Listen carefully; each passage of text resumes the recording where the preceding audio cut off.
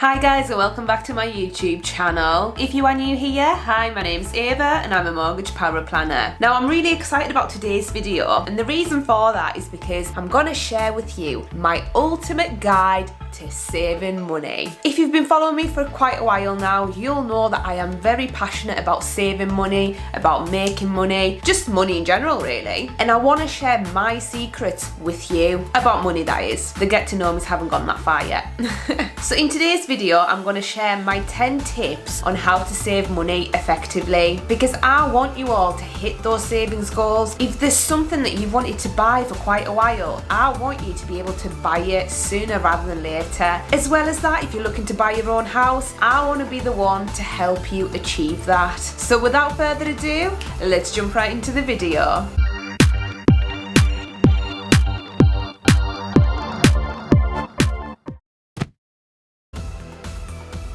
Right, so let's start with the basics. So my tip number one is to budget. And I know, I bang on about it all the time because it's important, because it will help you identify how much you can actually save. You need to know what your disposable income is. So once you've paid all your regular commitments, you need to know how much is left and how much you can potentially put into your savings. Now, the second step is to figure out what you're actually saving for, as that will determine a number of different things. So for example, if you're saving for a car, it's likely to be quite a hefty amount, which you're unlikely to save in a very short space of time unless you've got a really high paying job. So the chances are you're probably at least a year away from buying that car. And if that's the case, you'd probably opt for like a fixed rate account where you can't access it for a period of time, but it does offer a higher rate of return. So you need to get very clear as to what you're actually saving for, because if you're just saving for saving's sake, for one, you ain't gonna stick to it, and for two, it doesn't actually help you identify what the next best steps are for you. So that brings me nicely onto tip number 3, which is to open an account that's actually specific to your goals. Now, what do I mean by that? God bloody Iceland vans, go away with your noise. 10 seconds later. So as I mentioned in my previous example, if you're looking to save for, let's say, a car, then you're probably better off opening like a fixed term account where you can't access your money for a set period of time, whether it's a year, 2 years, whatever it may be, as that normally has a higher rate of interest applied to it. So the return on your money is better. Now, if you're saving for a house, for example, I would urge you, if you're a first time buyer, to open a lifetime ISA, because you get a 25% return, which honestly you're very unlikely to get on any other investment type. So if you're a first time buyer, you'd be silly not to take advantage of that. But if your goals are a bit shorter term, so within the year, then you're probably just better off sticking it into a deposit account and just looking for one that's actually paying the highest rate of interest, because the chances are you ain't gonna make much money on it anyways. But on the flip side of that, if you're looking to save longer term, so we're talking at least 5 years. So for example, you know, when you're trying to reach financial freedom and investing is a part of that, or if you're looking to, for example, save up for a deposit for a buy-to-let property as part of your investment strategy, then once again, you want something that will provide you with better returns over time. And if that's at least 5 years away, you're probably better off actually actively investing that money. And I mean, my preferred choice would be a stocks and shares ISA, but I'm not a financial advisor, so you have to make your own decisions when it comes to investing money. So always do your research. Now let's talk about the actions that you need to take in order to ensure that that money is being saved. So tip number 4 is to set up a standing order, either on payday, if it's a set date every single month, or like a day after, or within like 3 days of you getting paid. Now the whole point of this is to ensure that it's automated, that you don't have to think about it every single month, that you don't actually have to go into your account to transfer the money, because let's face it, you'll either forget, something else will come up, you'll think, oh no, I don't want to see the balance reducing, whatever the excuses may be. Automate it. That way you probably won't even see it. So the next time you log into your banking app, the money you have left over will probably be after your savings have already gone out to the separate account. So it's very important that you do this step. Now if you're self-employed like me, this step isn't as easy because your income is likely to fluctuate. You know, especially if you are newly self-employed, you ain't gonna have a regular income. Rude.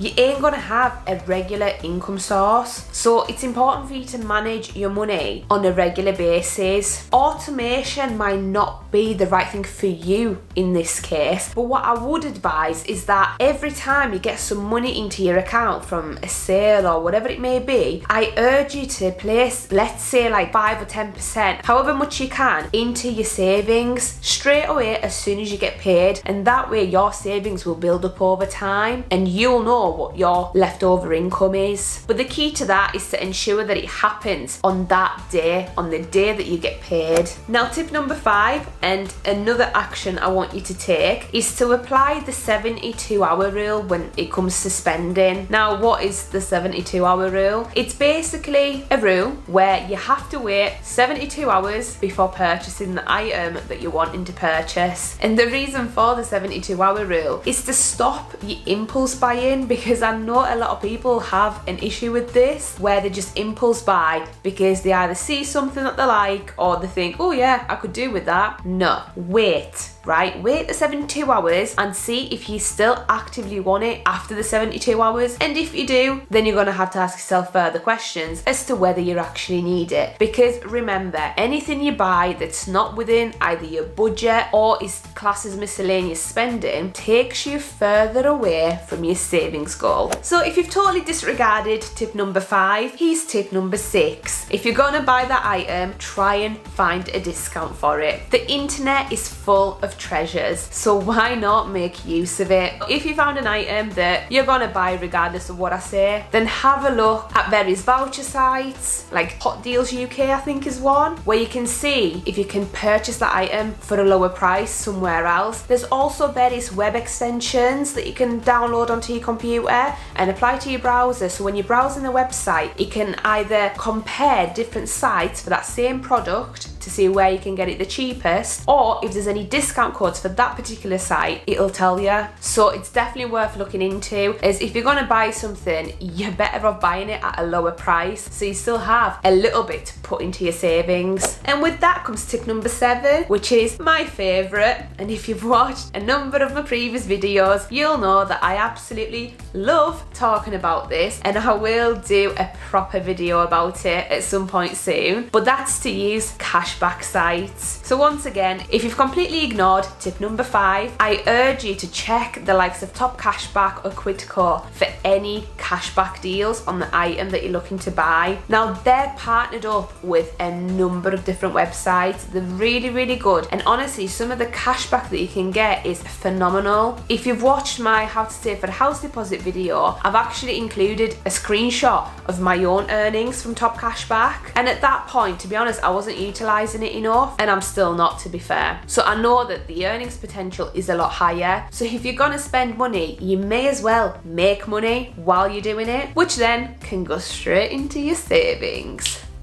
See, there's a method to my madness, isn't there? Now, tip number 8 won't apply to everybody, but it's still worth mentioning because I didn't think it would apply to me, but then I actually found out that it did, which is just great. Well, it's great. Right, so tip number 8 is to use either your employer or membership reward schemes. So as you know, I'm self-employed, so I don't get any employer reward schemes because I don't have an employer. However, I do have a membership for the Chartered Insurance Institute, which is for all my exams and stuff, and I've recently found out that they actually have a reward scheme that I'm a part of because I pay my membership. And what that scheme offers is various discounts for various shops, including supermarkets. So I can get a 3% discount on my supermarket shop, which I know in the grand scheme of things isn't major, it's not massive. It's £3 for a £100 shop. However, when you see my budgeting videos, I spend around around 200 to 250 every single month on food. So that's a decent saving that I could be making by simply just using a prepaid gift card, which already has the discount applied to it. So if your employer or any membership that you're a part of offers a rewards scheme, have a look at it, because you never know what you may find in there. And there's honestly some hidden gems in there. You know, if you're wanting to buy gifts for people, there's various websites that they've normally partnered up with where you can make some really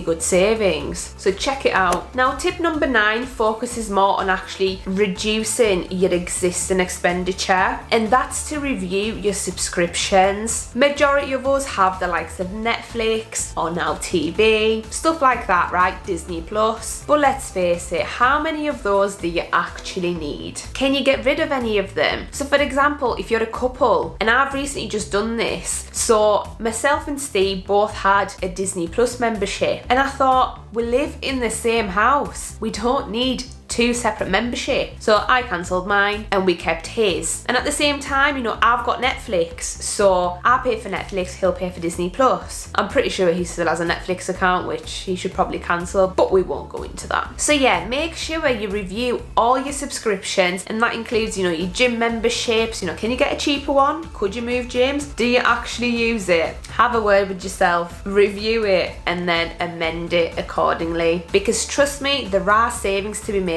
And I know you'll probably think, oh, it's only £5 a month, or it's only £10 a month. All of that adds up, and that could be money in your pocket, in your savings, bringing you closer to your goal. And my final tip is to shop around for your utilities, your broadband, TV, all of those great things that majority of us use and have in the house. Make sure you review it on a at least annual basis. So the likes of your house insurance, I change mine every single year, because every single year I end up getting cash back on it, and we're talking like £100 at a time. So it's really decent cash back that you can get on these things. As well as that, you know, I'll review my utilities. So I have been made aware that utilities warehouse especially do offer services where they'll review all your existing utilities and then bring them onto one bill. I've not used this personally, so I don't know exactly how it works. However, what I also heard is that if you refer people to them, you can knock not only £50 off their bill, but also your own bill. So it could be a decent opportunity as like a side hustle for you, if that's something you're looking for, or a really good way of actually saving money simply by telling other people about it. But as I said, I'm not a part of it, I don't have it, so you have to make your own decision about it. As well as that, when it comes to the likes of your Sky, guys, I cannot urge you enough, ring them, right? If your bill is sky high, ring them to try and get it down. I've done this myself and I've managed to make a saving. Obviously not now with Sky Sports and BT Sports added to it, but once again, we will not go into that. There are savings to be made, and Sky especially are quite good. When you tell them that you're going to cancel, they're quite good at all of a sudden having better deals. So take advantage of that, because I bet they've ripped you off in the past. So yeah, review your existing bills, utilities, whatever it may be, and see if you can make a saving somewhere. So that's the end of my ultimate guide to saving money. I hope you found this video useful and that you can apply some of the tips that I discussed to your own circumstances and to your own life. So please leave me a comment down below to let me know what you thought of these tips and whether you're going to apply any of them. And also please share your success stories with me, as I love to read them. So on that note, if you like this video, please give it a big thumbs up, and also subscribe to my channel if you're not already subscribed, and join the family. I absolutely love how this community is starting to grow, and I really hope we can grow it further, but I need your help with that. So hit that subscribe button, hit that like button, and let's grow together. So thank you for watching, and I'll see you guys back on Monday with a brand new video. Bye guys.